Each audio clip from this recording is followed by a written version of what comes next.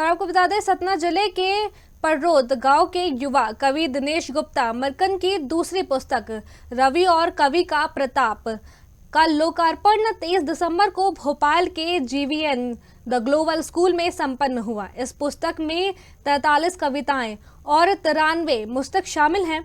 वहीं कार्यक्रम के मुख्य अतिथि भोपाल की महापौर श्रीमती मिताली राय थी। बता दें, वरिष्ठ अतिथियों में वरिष्ठ साहित्यकार गोकुल सोनी, अशोक बिहारी लाल सोनी, अनुज गिरिजा शंकर अग्रवाल, विद्यालय के डायरेक्टर मनोज बालूचंदानी और चेयरपर्सन डॉक्टर शालिनी भाटिया शामिल रही। वहीं गोकुल सोनी ने पुस्तक की प्रशंसा करते हुए कहा कि दिनेश गुप्ता की कविताओं में धार्मिक आस्था, लोक मंगल और राष्ट्रीयता चेतना झलकती है। वहीं अशोक ने उनके लेखन को मातृभाषा और संस्कृति का संवाहक बताया। वहीं समारोह के अंत में दिनेश गुप्ता ने सभी अतिथियों और साहित्यकारों का आभार व्यक्त किया।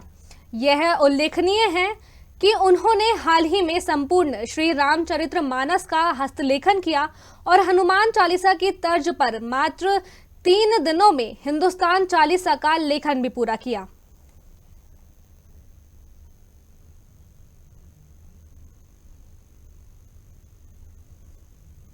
आज के कार्यक्रम के डायरेक्टर सर श्री मनोज भूलचंदानी जी, विद्यालय की प्राचार्य महोदया श्रीमती मनिंदर भाटिया जी एवं एचएम विद्यालय की प्राचार्य महोदया श्री महुआ मजूमदार जी मैम, वरिष्ठ साहित्यकारों की उपस्थिति में श्री अशोक व्यग्र जी जो वरिष्ठ कथाकार और साहित्यकार हैं, श्री गोकुल सोनी जी जो वरिष्ठ कवि, कथाकार एवं व्यंग्यकार हैं, आपकी उपस्थिति को मैं सादर प्रणाम करता हूं।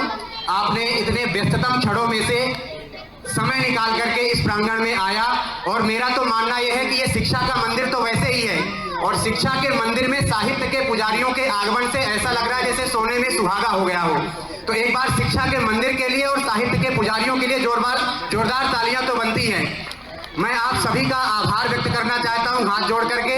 मेरी पुस्तक विमोचन में जो भी प्रत्यक्ष एवं अप्रत्यक्ष रूप से भागीदारी बने, जिनका सहयोग रहा, आप सभी को हाथ जोड़कर प्रणाम। और आप ये पूरी भीड़ इस बात की साक्षी रहेगी मेरे पुस्तक विमोचन की।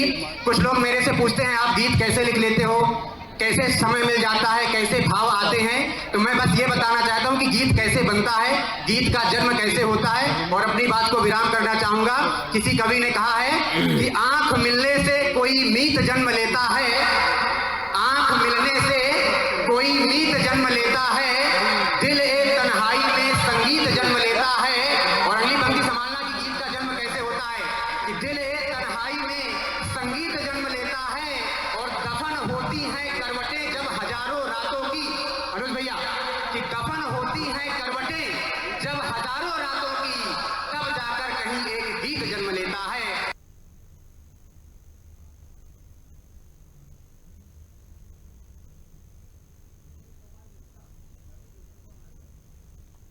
वहीं इस विषय में हमारे साथ कवि दिनेश कुमार गुप्ता जुड़ चुके हैं।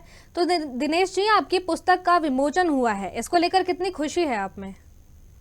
जी, सबसे पहले तो खबर भारत टीवी का पुनः बहुत बहुत धन्यवाद और ज्ञापित करना चाहूंगा। मेरी पुस्तक का नाम है रवि और कवि का प्रताप। इसका जीवीएन प्रांगण में, कल भोपाल में जीवीएन स्कूल में इसका वार्षिकोत्सव समारोह में पुस्तक का विमोचन किया गया। बेहद खुशी है, मन बहुत आह्लादित है। यह मेरी दूसरी पुस्तक है जिसमें 43 यानी कि 43 कविताएं हैं और 93 यानी कि 93 मुक्तक हैं। और इस समारोह कार्यक्रम में भोपाल की महापौर श्रीमती मालती राय जी उपस्थित रहीं। वरिष्ठ साहित्यकारों के रूप में श्री अशोक व्यग्र जी उपस्थित रहे जी, श्री गोकुल सोनी जी उपस्थित रहे एवं विद्यालय का संपूर्ण मैनेजमेंट, प्रिंसिपल एवं डायरेक्टर, चेयरपर्सन आदि सभी उपस्थित रहे जी। उनकी उपस्थिति में ही इस पुस्तक का विमोचन आयोजित किया गया। बहुत अच्छा लगा विमोचन कार्यक्रम, बहुत शानदार, सुंदर, सफल रहा और एक नया उत्साह मन में जगा। कुछ साहित्य के लिए और कुछ आगे करने का भाव मन में आया। बस मैं यही कहना चाहूंगा। जी, और दिनेश जी, आप एक छोटे से गांव से बिलोंग करते हैं और आपको इतनी अच्छी उपलब्धि हासिल हुई है, तो इसको लेकर लोगों ने आपको कितना सराहा है और आपकी भविष्य में क्या कुछ करने की इच्छा है?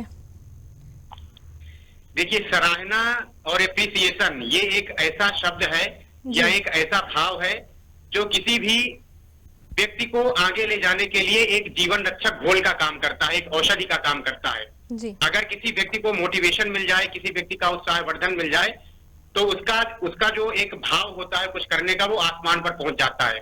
तो निश्चित रूप से मुझे भी साहित्यकारों का, वरिष्ठ कवियों का, मेरे माता पिता का, मेरे परिवार का, मेरे पड़ोसियों का, या यूं कहें कि प्रत्यक्ष और अप्रत्यक्ष रूप से जिस जिस किसी का भी मुझे सहयोग मिला, समर्थन मिला, मार्गदर्शन मिला, जी। उन सभी का मैं हाथ जोड़कर विनम्रता पूर्वक उनको प्रणाम करता हूं, आभार ज्ञापित करता हूं। और मेरा मानना है कि कुछ करने के लिए, कुछ पाने के लिए संघर्ष तो करना पड़ेगा, चाहे वो साहित्यिक संघर्ष हो, आर्थिक संघर्ष हो या धार्मिक संघर्ष हो। इस पुस्तक के पीछे भी मेरा बहुत संघर्ष है। जी। रातों को उठ उठकर कविता लिखना पड़ा, चलते चलते विचार आए तो चलते चलते कविताएं लिखना पड़ा, खाते खाते विचार आए तो खाते खाते कविताएं लिखना पड़ा।